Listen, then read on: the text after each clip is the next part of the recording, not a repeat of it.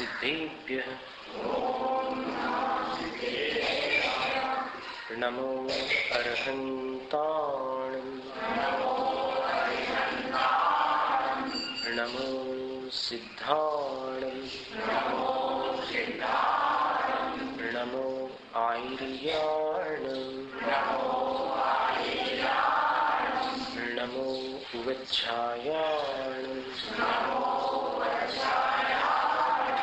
नमो लोय सव्वसाहूणं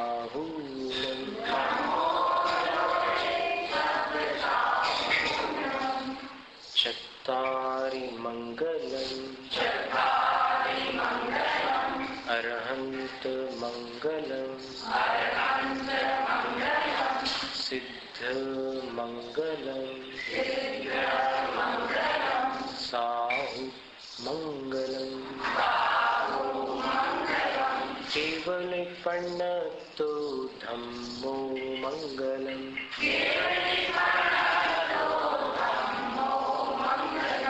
चत्तारि लुगुत्तमा अर्हन्त लुगुत्तमा सिद्ध लुगुत्तमा साहु लुगुत्तमा केवल प्रणतो धम्मो लुगुत्तमा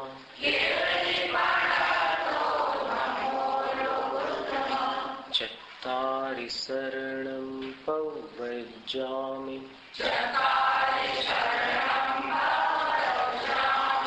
अरहन्त शरणं पवज्जामि सिद्ध शरणं पवज्जामि साहु शरणं पवज्जामि केवल प्रणतो धम्मो शरणं पवज्जामि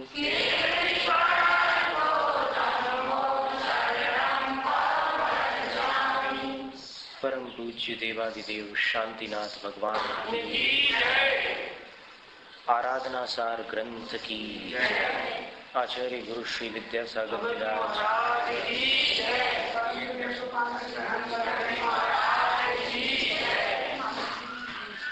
ग्रंथ प्रारंभ में एक गायक सर्ग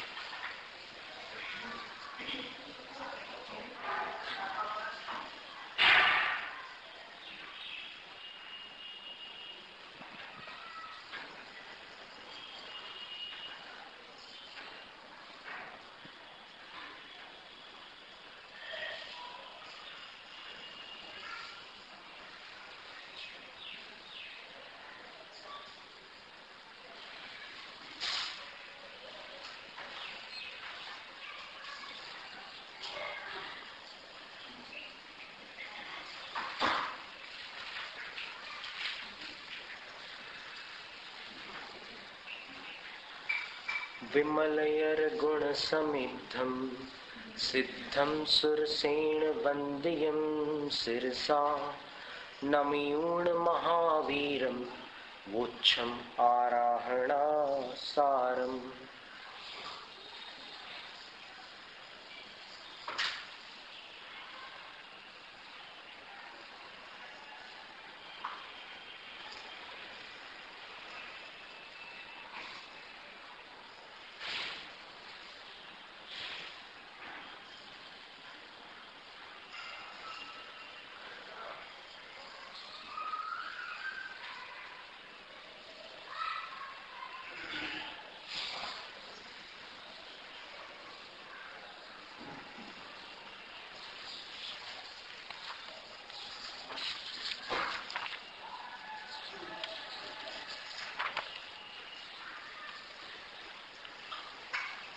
धर्म और व्रतों की विराधना का सार संसार है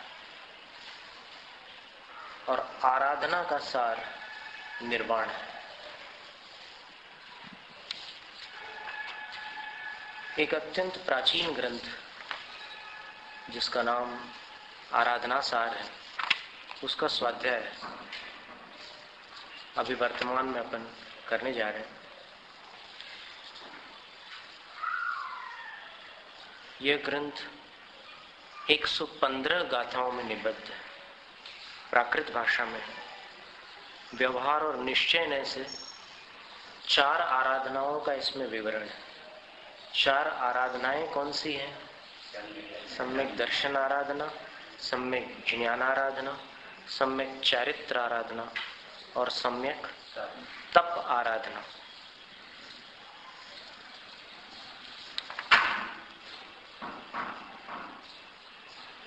और आराधना सार के रचयिता आचार्य देवसेन स्वामी हैं। आचार्य देवसेन स्वामी ये प्राकृत भाषा के विद्वान रहे हैं और इन्होंने अन्य भी कई ग्रंथों की रचना की है।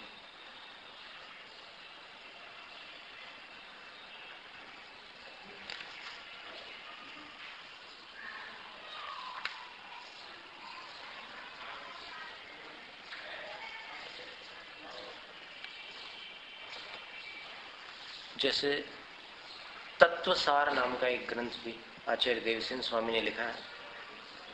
तत्वसार में ध्यान का वर्णन और पठनीय ग्रंथ है। बहुत बड़ा ग्रंथ नहीं है, इससे भी छोटा होगा, पर उसमें ध्यान का बड़ा सुंदर वर्णन है, पढ़ने योग्य। आगाज से उसका प्रथम संस्करण अभी कुछ समय पूर्व ही प्रकाशित हुआ है। फिर एक नए चक्र नाम का ग्रंथ लिखा है। ये भी छोटा सा ग्रंथ है, बड़ा सुंदर, नयों का विवरण। फिर एक आलाप पद्धति, दर्शन सार, ऐसे कई ग्रंथ आचार्य देवसेन द्वारा रचित वर्तमान में उपलब्ध है। इस ग्रंथ में आचार्य महाराज ने वर्तमान तीर्थ शासन के नायक भगवान तीर्थंकर महावीर स्वामी को नमस्कार करके आराधना सार का कथन करने का संकल्प लिया है। कैसे हैं महावीर स्वामी? विमलयर गुण समिद्धम, निर्मल से भी निर्मल गुणों से जो समृद्ध है, संपन्न है। सिद्धम, और जो अरहंत होते हुए भी सिद्धत्व के निकट होने के कारण लगभग सिद्ध है। जो सुरसेन वंदनीय, देवों के समूह द्वारा वंदनीय है, वंदित है, ऐसे महावीर स्वामी को सिरसा नमियों, अपने सिर को झुकाकर मस्तक द्वारा उनको नमस्कार कर आराहणा सारम बोच्छम, आराधना सार ग्रंथ को मैं कहूंगा।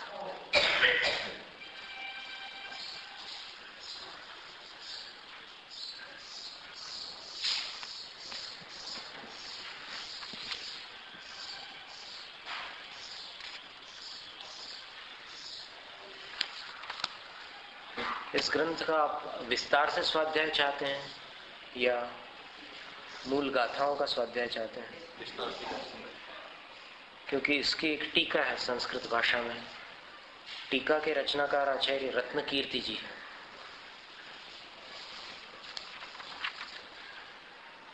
और उस टीका में कई ग्रंथों के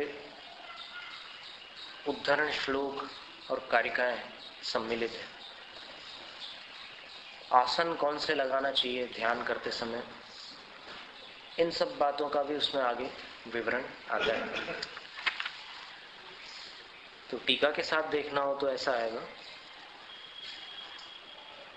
सिद्धानाराधना सार फलेन फलितात्मनः ध्यात्वा व्याख्यान तीर्थेन स्वस्यात्मानं पुनाम्यहम्।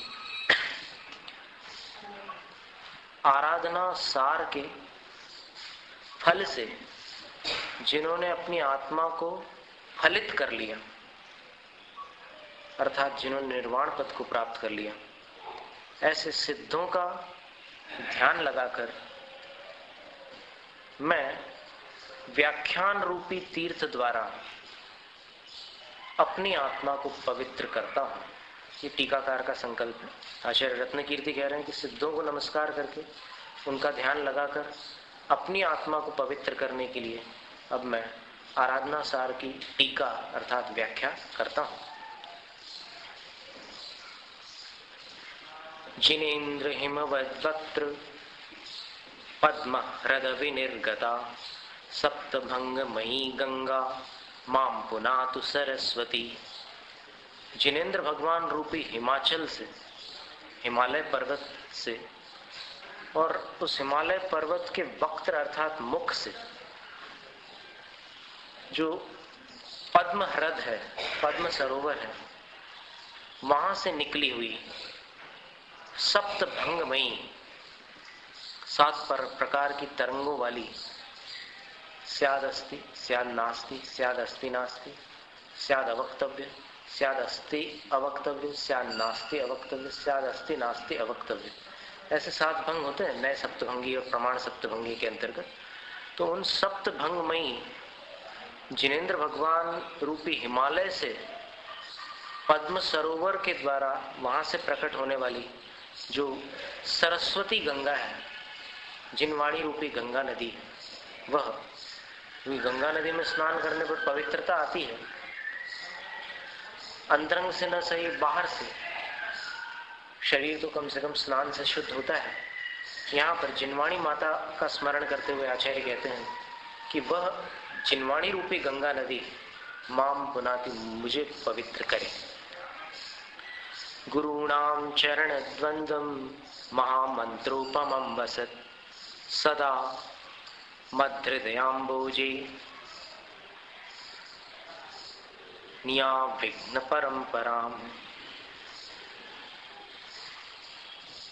मेरे हृदय रूपी कमल में सतत निवास करने वाले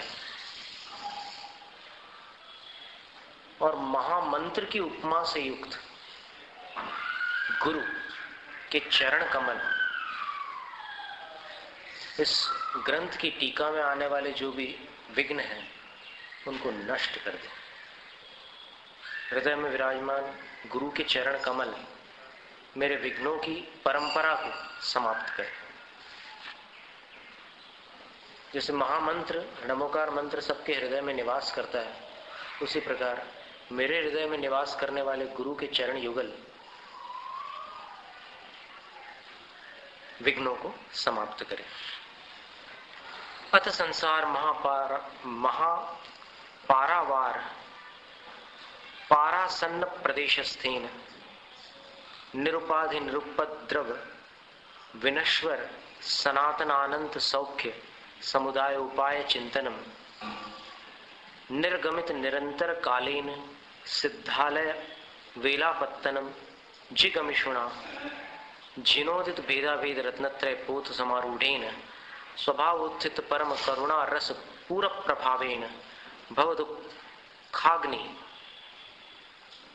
दंदय्यमानान्नन्यानपि भव्य जीवांस तद्योग्योपदेश वचनैस् तत्रारोप्य पारम कर्तुकामेन स्वयं कर्णधारायमानेन स्वयमेव सार्थवाहाद्य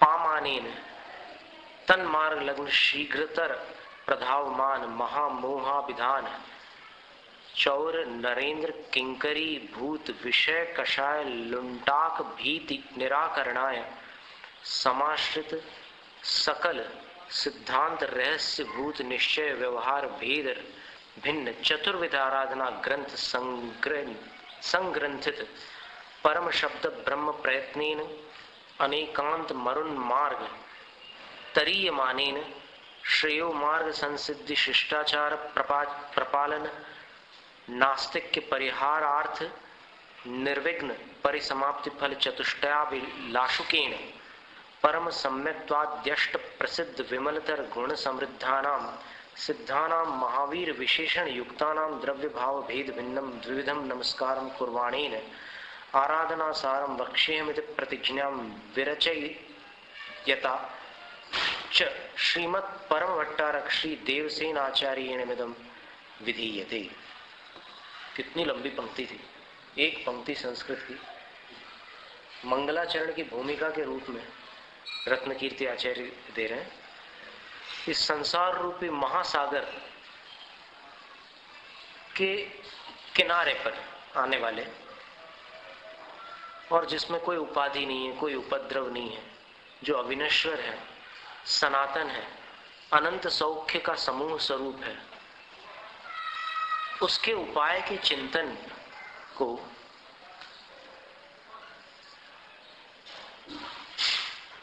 और सिद्धालय के तट को प्राप्त करने के इच्छुक, और जिसने अपना समय उसी में लगाया है, ऐसे आचार्य देवसेन इस ग्रंथ की रचना के प्रारंभ में मंगलाचरण कर रहे हैं। और जो स्वभाव से उत्पन्न परम करुणा के रस के पूर से सबको प्रभावित करने वाले हैं, सबको लाभान्वित करने वाले हैं, और जिनेंद्र भगवान द्वारा कहे हुए भेद और अभेद रत्नत्रय रूपी जहाज पर जो आरूढ़ है, देवसेन आचार्य महाराज श्री का वर्णन है। और संसार के दुख से सुलगने वाले, झुलसने वाले अन्य भव्य जीवों को भी उनके योग्य उपदेश वचनों द्वारा पार करने की इच्छा रखते हैं, और स्वयं खेवटिया का काम कर रहे हैं।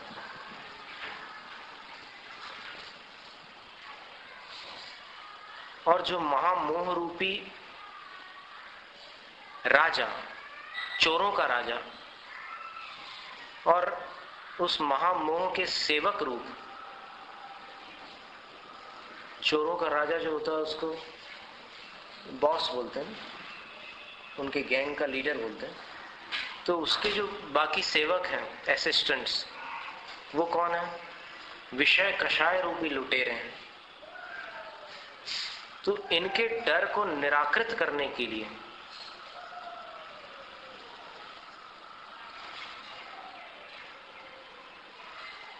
जिन आचार्य देवसेन स्वामी ने संपूर्ण सिद्धांत के रहस्यभूत निश्चय और व्यवहार के भेद से 4 प्रकार के भंग जिनके बनते हैं, ऐसी सम्यक दर्शन, ज्ञान, चारित्र और तप संबंधी आराधनाओं को ग्रंथ में संग्रंथित करके परम शब्द ब्रह्म का जिन्होंने प्रयत्न किया, माने शब्दों की रचना करके ग्रंथ लिखा है, और अनेकांत रूपी मरुस्थल रेतीले मार्ग पर जो चलने वाले हैं, क्योंकि अब संसार के मार्ग में तो बाह्य दृष्टि से देखो तो फूल बिछे हुए नजर आते हैं, लेकिन मोक्ष मार्ग में पूरा रेत और कांटे भरे हुए दिखाई देते हैं। तो ऐसे इस मार्ग पर चलने वाले देवसेन आचार्य 4 कारणों से मंगलाचरण कर रहे हैं। और मंगलाचरण इन्हीं 4 कारणों से किया जाता है। कौन से 4 कारण है? श्रेयो मार्ग संसिद्धि, सबसे पहले मोक्ष मार्ग की पूर्णता हो, यानी अपने कल्याण का जो मार्ग है उसकी संसिद्धि हो, ये एक उद्देश्य होता है। मंगलाचरण करते समय ये भावना होती है कि मेरा मार्ग संपन्न है। फिर दूसरा कारण क्या होता है मंगलाचरण का? शिष्टाचार प्रपालन, अपने बड़ों के प्रति शिष्टाचार का भी पालन होता है। जो पहले उस मोक्ष मार्ग पर चल चुके हैं और जिन्होंने अपने लक्ष्य को प्राप्त किया है, उनके प्रति विनय प्रकट होती है। फिर तीसरा कारण मोक्ष मंगलाचरण का क्या है? नास्तिकता दूर हो जाती है। मंगलाचरण करने से श्रद्धा प्रकट होती है, और श्रद्धा जिसके अंदर होती है वो नास्तिक नहीं होता, आस्तिक हो जाता है। और चौथा कारण मंगलाचरण का ये होता है कि विघ्न नष्ट हो जाते हैं। तो इसलिए ये मंगलाचरण किया जाता है। जैसे आज आप लोग मंगलाचरण में सब लोग, काफी लोग शामिल थे। आचार्य जयसिंह स्वामी ने पंचास्तिकाय ग्रंथ में मंगलाचरण का महत्व बताते हुए कहा, एक प्राकृत गाथा का उदाहरण देते हुए लिखा है कि आदि मंगल करणे सिस्सा लहु पारगा हवंतुत्ति मज्जे अवोच्छित्ति विज्जा विज्जा फलम चरिमे। प्रारंभ में मंगलाचरण करने पर जितने शिष्यजन हैं वो शीघ्र ही शास्त्र के पारगामी बन जाते हैं। कहने का मतलब ये हुआ कि प्रारंभिक मंगलाचरण में सम्मिलित होने से शास्त्र का मर्म समझ में आ जाता है। फिर मध्य में मंगलाचरण करने पर क्या लाभ है? वो क्रम भंग नहीं होता, स्वाध्याय का जो क्रम है वो टूटता नहीं है, बीच में कोई व्यवधान उपस्थित नहीं होता, तो वो अव्यच्छित्ति उसका फल है। बीच में स्वाध्याय का क्रम विच्छिन्न नहीं होता। और विद्या विद्या फलम चरिमे, और ये जान लो कि चरिमे अंतिम समय में मंगलाचरण करने पर जो जिनवाणी स्तुति होती है ना अंत में, तो वो अंतिम मंगल है। उस अंतिम मंगल के करने पर विद्या फलम, इस ज्ञान का फल जो चारित्र है, नाणस्य फलम उपेक्षा, आचार्य वीर सिंह स्वामी ने धौला में बताया है कि ज्ञान का फल उपेक्षा अर्थात समता भाव है। और समता भाव को ही आचार्य कुंदकुंज स्वामी ने प्रवचन सार में चारित्र कहा है। निश्चय से चारित्र क्या है? समता। तो ज्ञान का फल उनको प्राप्त होता है। और समता का फल क्या है? समता का फल मोक्ष है। एक बार आचार्य महाराज से, हमारे गुरु श्री से, एक मुनिराज ने पूछा कि कब तक समता रखें?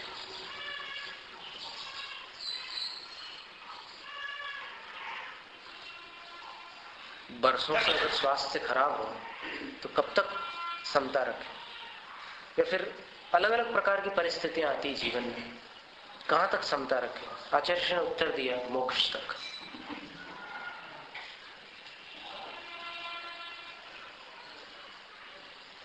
तो 3 मंगलाचरण है। अब मध्य मंगल को आचार्य वीर सिंह स्वामी ने ऐसा भी कहा कि मान लो बीच में आप ओम नमः बोल दो, स्वाध्याय करते करते ओम नमः बोल दिया, या फिर एकदम बीच में भक्ति भाव से कोई तीर्थंकर को या परमेष्ठी को एकदम नमस्कार कर लिया, वो भी मंगलाचरण हो गया। अथवा स्वाध्याय करते करते आपका मन जिनवाणी में तल्लीन हो गया, वो भी मंगलाचरण। इसलिए कोई श्लोक पढ़ करके ही मंगलाचरण करे ऐसा नियम नहीं है, लेकिन धर्म ध्यान रूप भाव अपने आप में मंगलाचरण है। तो निर्मलतर गुणों से समृद्ध, भावी सिद्ध और देवों के समूह द्वारा वंदित महावीर स्वामी को सिर से नमस्कार करके आराधना सारम वुच्छम, आराधना सार ग्रंथ को वक्षे अर्थात कहूंगा। टीका से थोड़ी सी घबराहट तो हो रही होगी आप लोगों को, क्योंकि बड़ी बड़ी पंक्तियां हैं। अब सीधे गाथा गाथाओं से अपन लेंगे ना, कहीं जहां जरूरत होगी वहां पर टीका भी ले लें, तो फिर एक प्रवाह अच्छा बन जाएगा। बाकी हमें कोई आपत्ति नहीं, चाहे टीका से पढ़ो या फिर मूल गाथाओं से। वोच्छम वक्षे, कहता हूं। कोसो, वो कौन है कहने वाला? अहम देवसेनाचार्य, मैं देवसेनाचार्य। कम किसको कह रहा हूं? आराधना सारम, आराधना सारम। मुमुक्षु भी आराध्यते या सा आराधना, जो मुमुक्षुओं के द्वारा आराधित होती है वह आराधना है। आराधनायाः सारम, सारः आराधना सारम, आराधनाओं का सार आराधना सार।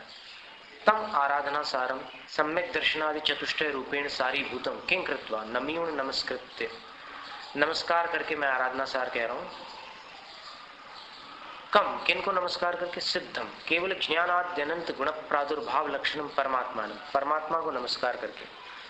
किम विशिष्टम, क्या विशेषता है उनकी?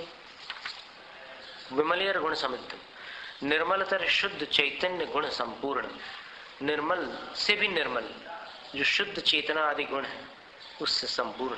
पुनः किम विशिष्टम, और क्या विशेषता है?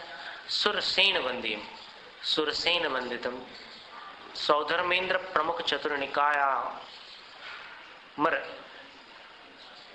सौधर्मेंद्र आदि चतुर्निकायामर अनेक नमस्कृतम, सौधर्म है आदि जिसमें, ऐसे चतुर्निकाय देवों की जो सेना अर्थात समूह है उनसे जो नमस्कृत है।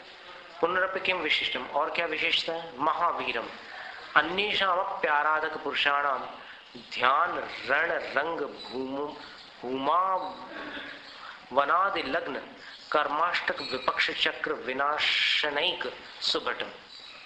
अन्य भी जो आराधक हैं, उन आराधक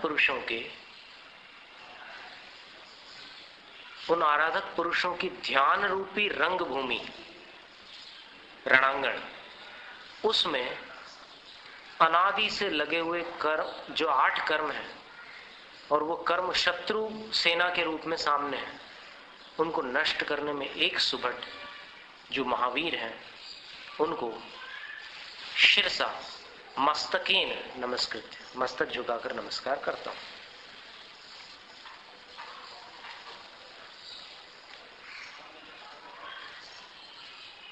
तो देवों के इंद्रों का समूह, उसका खुलासा करते हुए कह रहे हैं,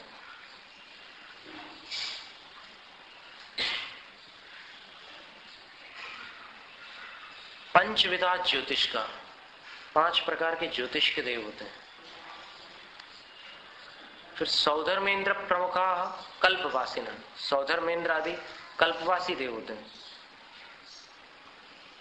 कल्पातीता अपि, और कल्प से अतीत जो ऊपर वाले देव हैं, वो भी वहीं से नमस्कार करते हैं, यहां भले ना आए।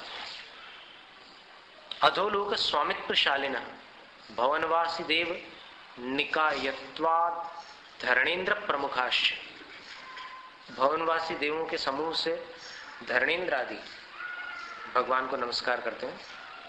केचन व्यंतरादि पतयो भी, और कई व्यंतर देवों के इंद्र भी भगवान को नमस्कार करते हैं। तथा व्यंतरास तिर्यक निवासिनोपि सर्वे त्रिभुवनोदर विवर वर्तिनो देवा गृह्यन्ते।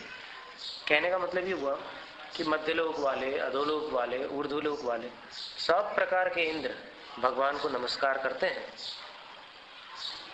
और मध्यलोक स्वामित्वशालिना चक्रवर्ती प्रमुखा नरा, मध्यलोक का स्वामित्व जिनके हैं, ऐसे उस मध्यलोक के स्वामित्व से शोभित चक्रवर्ती आदि जो मनुष्य हैं वे, और तिरश्चाम स्वामित्वशाली सिंह, तिरंचों के स्वामित्व से सुशोभित जो सिंह होता है, वनराज, तन्मुखा अन्य भी पशुओं गृहीता, और उसको आदि लेकर के अन्य जानवर भी भगवान को नमस्कार करते हैं। फिर एक गाथा दी, भवनालय चालीसा विंतर देवाण हुंति बत्तीसा कप्पा मर 24 चंदो सूरो नरो तिरियो। ये 100 इंद्रों का आप यदि स्मरण करना चाहो तो ये है उसको याद करने का तरीका। 100 इंद्रों में भवनवासी देव से संबंध, भवनवासियों से संबंध रखने वाले 40 है। अब 40 का मतलब ऐसा है कि उसमें इंद्र तो 20 ही रहेंगे, लेकिन जो उपेंद्र है, जो प्रतीन्द्र है, उनको और सम्मिलित कर लिया जाता है, जैसे राष्ट्रपति और उपराष्ट्रपति। वैसे यहाँ भवनवासी संबंधी, भवनवासी कितने प्रकार के हैं? 10 प्रकार के, ठीक है। और भवनवास पूर्वी और द्विंद्रा, तत्वार्थ के 4थे अध्याय में एक सूत्र है कि भवनवासी और व्यंतरों के प्रत्येक समूह में इंद्र 2-2 होते हैं। तो भवनवासी 10 प्रकार के हो गए, तो इंद्र कितने हो जाएंगे? कितने? 2-2 इंद्र होंगे ना एक एक समूह के, तो 20 इंद्र हो गए। तो जैसे असुर कुमार के इंद्र 2 हो जाएंगे, चमर वैरोचनश, चमरेंद्र और वैरोचन। फिर नाग कुमार के 2 इंद्र हो जाएंगे, धरण भूतानंदश, धरणेंद्र और भूतानंद। ऐसे पूरे जो 10 भेद हैं भवनवासियों के, उन सभी के 2-2 इंद्र हो गए। और उन इंद्रों के साथ उनके उपेंद्र भी ले लीजिए, कुल कितने हो गए? 40 हो गए। तो भवनालय 40, भवनवासियों संबंधी 40 हो गए। ये सब भगवान के चरणों में नमस्कार करते हैं। फिर विंतर देवाण होंति 32, व्यंतरों के 32 हो जाते हैं। व्यंतरों के कितने भेद हैं? 8। व्यंतरा किन्नर किमपुरुष महोर गंधर्व यक्ष राक्षस भूत पिशाचा। ये 8 भेद हैं व्यंतरों के, और एक एक भेद में 2-2 इंद्र हैं, तो 8 दूनी 16 इंद्र हो गए, और उनके जो उपेंद्र हैं वो भी उतने ही होंगे, तो 16 और 16 32। भवनालय भवनवासियों के 40, व्यंतरों के 32, तो कितने हुए कुल? 40 और 32 72 हो गए। फिर कल्पवासी देवों में कल्प जो होते हैं स्वर्ग, उनकी गिनती श्वेतांबर ग्रंथों में 12 कल्प बताए। तो दिगंबर आमनाय के ग्रंथों में 16 कल्पों का विवरण है, लेकिन इंद्र जो होते हैं वो नियम से 12 ही होते हैं। कल्प भले 16 हो, और उनका क्रम कैसा बनेगा? पहले 4 स्वर्गों में 4 इंद्र, और अंत के 4 स्वर्गों में 4 इंद्र होंगे, यानी एक एक स्वर्ग के एक एक इंद्र होंगे। और बीच के कितने स्वर्ग बचे? 16 स्वर्ग के अनुसार अपन चले तो बीच में 8 बच गए ना। तो वो जो 8 स्वर्ग है उसमें युगल बना लीजिए। ब्रह्म ब्रह्मोत्तर इनका एक इंद्र, लांतव कापिष्ठ इनका एक इंद्र, फिर शुक्र महाशुक्र का एक इंद्र, शतार सहस्रार का एक इंद्र होगा। ऐसे कुल 12 इंद्र होते हैं। 12 इंद्रों के साथ में उपेंद्रों को गिन लो, प्रतिंद्रों को, तो 24 हो गए। कप्पा हमारे 24 है। गिनती जोड़ो कितनी हुई? 72 और 24 96 हो गए। अब 100 इंद्र नमस्कार करते हैं ऐसा लिखा था। तो अब फिर ज्योतिष्क देवों के जो इंद्र होते हैं, तो ज्योतिष्क देवों का इंद्र चंद्रमा है। भले सूर्य का प्रकाश ज्यादा तेज हो, लेकिन इंद्र पद जो है वो चंद्रमा के लिए, और सूर्य उपेंद्र प्रतींद्र। तो चंद्र सूर्य ये 2 हो गए, तो 98 हो गए। 96 और 2 98। फिर मनुष्यों में चक्रवर्ती, वो भी भगवान को नमस्कार करता है, तो 99 हो गया। और जानवरों में शेर नमस्कार करता है। तो 100 इंद्र जिनेंद्र भगवान को नमस्कार करते हैं। उन महावीर स्वामी को मैं भी नमस्कार कर रहा हूं, और उनको नमस्कार करके अब ये आराधना सार ग्रंथ कहता हूं।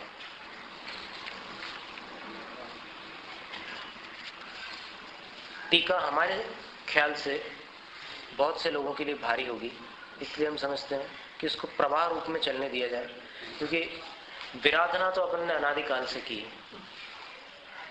तो आराधनाओं का भाव समझकर यदि अपने जीवन में तत्संबंधी भावना भी जागृत हो जाए, तो अंत में संलेखना के काल में जो 4 आराधनाओं को धारण किया जाता है, वैसे तो साधु जीवन भर रत्नत्रय का पालन करते हैं, लेकिन मूलाचार ग्रंथ में साधु के जीवन के 6 काल होते हैं।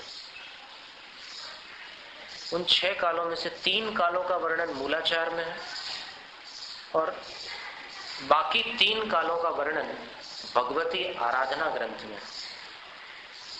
तो कोई पूरे दोनों ग्रंथों का जब स्वाध्याय पूर्ण हो तब समझना चाहिए कि मुनि मार्ग पूरी तरह अपन ने समझा है। क्या कहा हमने? फिर से ख्याल कीजिए। साधु के जीवन में कितने काल हैं?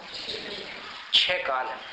तो उन 6 कालों में से 3 कालों का वर्णन मूलाचार ग्रंथ में। वर्तमान में अपने सौभाग्य से ये ग्रंथ उपलब्ध है। अब कुछ लोगों की मान्यता ऐसी है कि मूलाचार ग्रंथ का स्वाध्याय सबको नहीं करना चाहिए।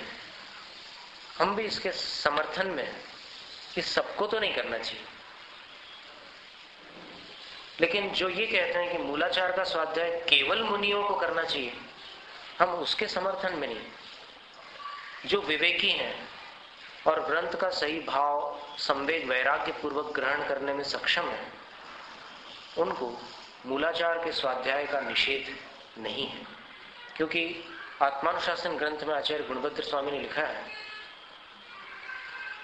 कि सम्यक दर्शन 10 प्रकार का होता है, और 10 प्रकार के सम्यक दर्शनों में एक सम्यक दर्शन मुनियों की आचरण विधि को समझकर प्राप्त होता है। तो यदि मूलाचार का अध्ययन केवल मुनि करेंगे तो इसका अर्थ ये हुआ कि वो यदि मिथ्या दृष्टि हुए तो उन्हीं को सम्यक दर्शन हो सकता है मूलाचार के स्वाध्याय से। मुनि चरण विधेय, मुनियों की आचरण विधि का स्वाध्याय करके उसको समझकर जो सम्यक दर्शन उत्पन्न होता है वो 10 प्रकार के सम्यक्त्वों में एक प्रकार का सम्यक्त्व है, तो वो उन्हीं को प्राप्त होगा जो मिथ्या दृष्टि है। क्योंकि सम्यक दर्शन किसको प्राप्त होता है? सम्यक दृष्टि को होता है कि हाँ, एक अपेक्षा से विचार करो तो क्षायिक सम्यक दर्शन जो होता है वो क्षायोपशमिक सम्यक दृष्टि को ही प्राप्त होता है, ये नियम है। लेकिन यहाँ जो चर्चा है 10 प्रकार के सम्यक्त्व में, तो वहां पर ये औपशमिक, क्षायोपशमिक और क्षायिक इनकी चर्चा नहीं की, लेकिन निमित्त की अपेक्षा उत्पत्ति से उनके भेद किए गए। तो उसमें सम्यक दर्शन की प्राप्ति मुनियों के आचरण विधि को समझने से होती है। तो ऐसे कई भव्य जीव होते हैं जो मुनियों के आचरण को देखकर अपने मिथ्यात्व को छोड़ देते हैं। इसलिए मुनियों के आचरण को देखना, पढ़ना, सुनना ये विरुद्ध बात नहीं है। पर हर कोई अगर मूलाचार पढ़ ले तो जिसकी बुद्धि अभी सद्बुद्धि की श्रेणी में नहीं आई, वो क्या करेगा? साधुओं के उस ग्रंथ को पढ़ करके वो साधुओं के दोषों को ग्रहण करेगा। ये देखो मूलाचार में ये लिखा है और ये कि देखो क्या कर रहा है। वास्तव में देखा जाए तो मुनि का स्वरूप न मूलाचार से समझ में आता है, न भगवती आराधना से, न ही किसी एक ग्रंथ मात्र के स्वाध्याय से समझ में आता है। मुनियों का स्वरूप समझने के लिए एक तो आचार्य कुंदकुंद स्वामी ने जो योगी भक्ति लिखी है वो पढ़ना बहुत जरूरी है। उसको अगर नहीं पढ़ेंगे तो फिर आप मुनियों के बारे में कभी भ्रमित होकर के सच्चे साधु को नमस्कार करने से दूर रहोगे। दीहन मनसुलो में तव सिरी भरिए नमन स्वामी, आचार्य कुंदकुंद स्वामी कहते हैं कि जिनकी जटाएं खूब लंबी लंबी हैं, जिनके नाखून बहुत बड़े बड़े हैं, ऐसे योगियों को मैं नमस्कार करता हूं। अब आप अगर मूलाचार पढ़ लो तो मूलाचार में लिखा है कि 4 महीने के अंदर केश लॉन्च कर ले तो साधु है, और बाल अगर 4 महीने से ज्यादा बढ़ा ले तो फिर दूषित है, साधुता में बट्टा है, हानि है। तो उसको पढ़ करके आप फिर नमस्कार ना करो। लेकिन यहाँ पर अपनी बात नहीं चल रही है, यहाँ पर आचार्य कुंदकुंद स्वामी उनको नमस्कार कर रहे हैं जिनकी जटाएं बड़ी हुई है और जिनके नाखून भी बड़े बड़े हैं और तपस्या रूपी लक्ष्मी से जो सुशोभित है, उन साधुओं को नमस्कार कर रहे हैं।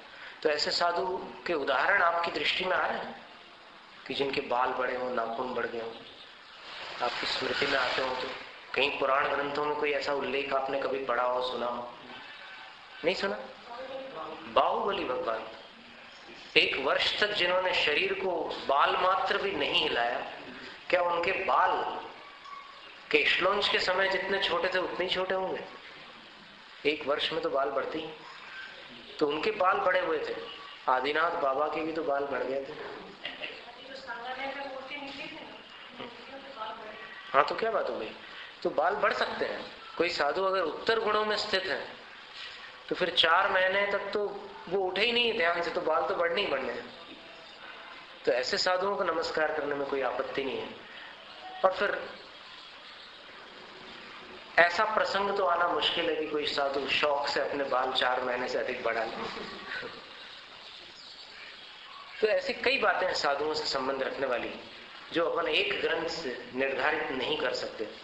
और फिर इसके साथ साथ में सर्वार्थ सिद्धि और राजवार्तिक ग्रंथ का भी अध्ययन साधु के स्वरूप को समझने के लिए अनिवार्य है, क्योंकि उसमें पुलाक बकुश आदि मुनियों का जो विवरण किया है, उन विवरणों को देख करके आप आश्चर्य में पड़ जाएंगे कि साधु गर्मियों के मौसम में कमंडल का पानी लेकर अगर अपनी पिंडलियों में ऐसे ठंडक के लिए लगा लेते हैं, वो भी भावलिंगी मुनि हैं। माने 3 कम 9 करोड़ मुनियों में उनकी गिनती आती है। उनको वेदना सहन नहीं हो रही है, इसलिए कमंडल के जल का इस रूप में वो प्रयोग कर रहे हैं, इस्तेमाल कर रहे हैं, लेकिन वो असाधु की श्रेणी में नहीं है। पर अगर 2-4 ग्रंथ पढ़ करके कोई सोचे कि यहाँ पानी लगा रहे हैं, साधुओं को तो 22 वर्ष सहन करना चाहिए, क्योंकि साधारण वर्णन तो यही सुना है लोगों ने कि साधुओं को तो कष्ट सहन करना ही चाहिए। अब भले गर्मी हो या 4 अंतराय हो या उपवास हो, कुछ भी हो, उनको तो वेदना सहन करना ही उनका काम है, कर्तव्य है उनका, समता रखना चाहिए साधु। तो ऐसा समझने वाला कभी कभी साधु को असाधु समझकर पाप का बंध बांध सकता है। इसलिए साधु के स्वरूप का निर्धारण किसी एक किताब को पढ़ करके नहीं किया जा सकता। बड़ा विस्तृत और व्यापक स्वरूप है साधु का। कभी कभी मूल गुण भी उपसर्ग वशात खंडित हो सकते हैं। पुलाक मुनि का जो वर्णन किया है, कोई शत्रु आकर के दुष्ट उनके मुंह में रात में भोजन डाल दे, लेकिन फिर भी वो भाव लिंगी मुनि है। वो 3 कम 9 करोड़ मुनियों में गिने जाने वाले मुनि हैं। अब कोई सोचे कि देखो रात में भोजन डाल दिया मुंह में, एकदम गले के नीचे उसने ऐसे कर दिया, मतलब उपसर्ग में। अब बच्चे को दवाई पिलाते समय माँ को पता है कि कैसे गोली गले के नीचे जाती है। अब साधु को उपसर्ग करके कोई चीज खिला दी रात में, लेकिन साधु निर्दोष, और निर्दोष इतने निर्दोष कि उनकी लेश्या तक अशुभ नहीं होगी। पुलाक मुनि की 3 शुभ लेश्याएं ही होती। इसलिए साधु के स्वरूप का निर्णय करते समय उतावली करना अनुचित है, बहुत अध्ययन आवश्यक है। इस पर हमने 3 घंटे एक बार व्याख्यान किया था। तो वहां पर 6 परिवार ऐसे थे जो साधुओं के बारे में थोड़ी भिन्न मान्यता रखने वाले, आप समझ गए शायद। उन्होंने कहा कि महाराज हम पुरानी कैसेट भूस कर कुछ नया सीखना चाहते हैं, आप मार्गदर्शन दीजिए। फिर गुजराती भाषा में उन्होंने लिखे वो ग्रंथ जो हमने उनको बतलाए थे, और अब उनके जीवन में परिवर्तन है। तो साधु का स्वरूप बड़ा गूढ़ होता है, और कई बार कुछ साधुओं से लोग निराश होकर के साधुओं को ही मानना छोड़ देते, पर ऐसा नहीं है। इस पंचम काल के अंत तक साधुत्व की ज्योति जगमगाती रहेगी, ऐसा महावीर स्वामी ने कहा है। इसलिए एक की गलती को देखकर सबका त्याग मत कर देना। एक रोड पर अगर एक्सीडेंट हो जाता है तो हाईवे बंद होता है। एक्सीडेंट होने के बाद डाइवर्जन निकाला जाता है, फिर उस रास्ते से चलकर फिर जब वो रास्ता क्लियर हो जाता तो फिर वापस गाड़ियां चलने लग जाती, रास्ता बंद नहीं होता। और पद्म पुराण में आचार्य रविशंकर स्वामी ने लिखा है कि एक मेंढक के मर जाने से समुद्र नहीं सड़ जाता। अर्थात एक व्यक्ति यदि मोक्ष मार्ग को दूषित करता है तो उससे मोक्ष मार्ग अपवित्र नहीं बन जाता। उस व्यक्ति का दोष है, उसका फल उसको मिलेगा। मोक्ष मार्ग के प्रति कभी भी अश्रद्धा का भाव अपने हृदय में नहीं लाना।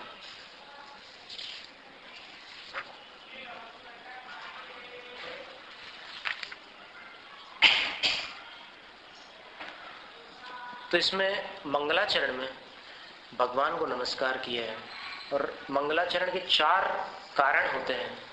यदि आपकी स्मृति में हो तो बता सकते हैं, अभी अभी बतलाए गए थे। पहला कारण श्रेयो मार्ग संसिद्धि, यानी मोक्ष मार्ग की सिद्धि हो हमें। फिर दूसरा शिष्टाचार प्रपालन, यानी विनम्रता का प्रदर्शन, विनम्रता प्रकट करना। तीसरा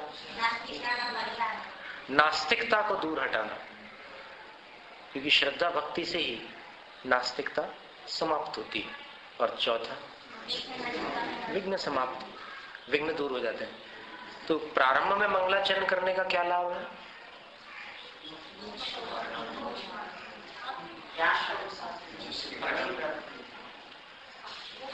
शास्त्र का सार समझ में आ जाता है।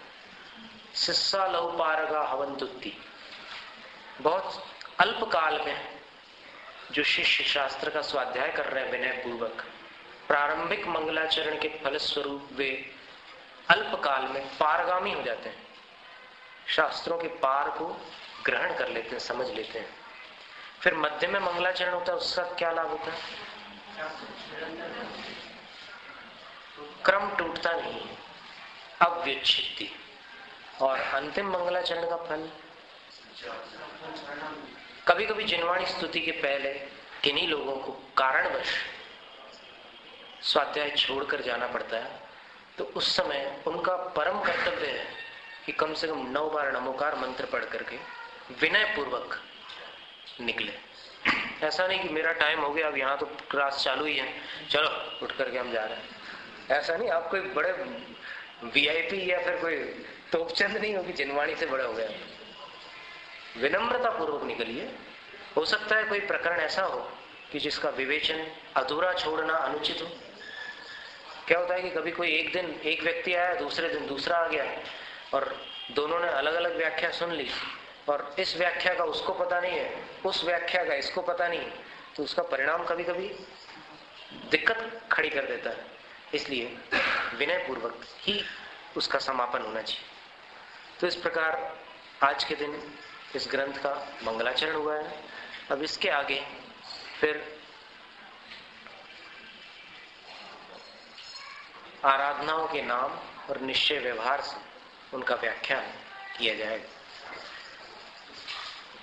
ओम शांति। शास्त्र पठन में मेरे द्वारा यदि जो कहीं कहीं से कुछ अर्थ वाक्य पद मात्रा छूट गई, सरस्वती मेरी सुत्रुति को कृपया क्षमा करें, और मुझे कैवल्य नाम में महाविलंब करे।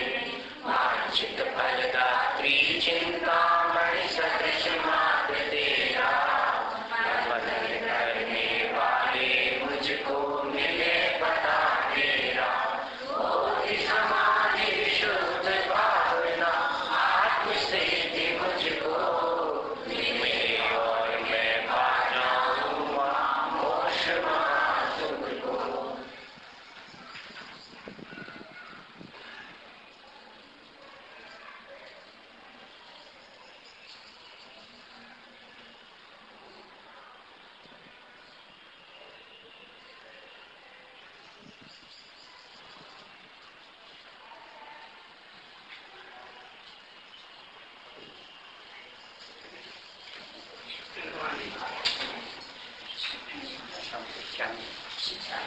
सौ इंद्र वगैरह जितना विषय था ना आज का, वो तैयार करके आना कल।